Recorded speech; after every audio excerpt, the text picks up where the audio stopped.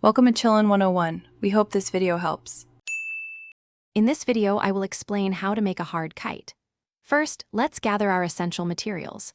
You'll need lightweight yet sturdy items such as bamboo skewers or thin wooden dowels for the frame.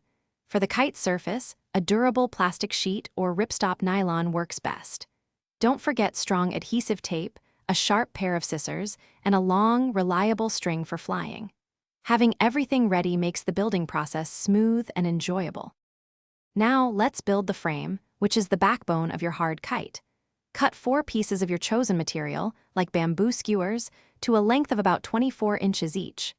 Arrange these to form a square or diamond shape, depending on your desired kite design.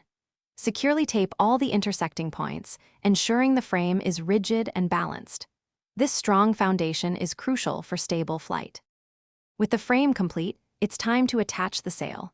Lay your plastic sheeting or ripstop nylon flat on a clean surface. Carefully position your constructed frame on top of the material. Cut the sail material, leaving an extra 1-inch margin around all edges of the frame. Fold this margin over the frame pieces and secure it tightly with strong adhesive tape. This creates a taut, aerodynamic surface. Finally, let's prepare your kite for flight.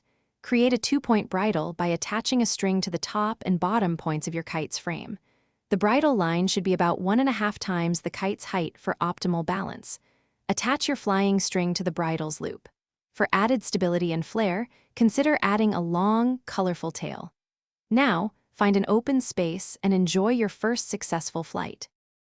Thanks for watching. Consider subscribing if we helped you.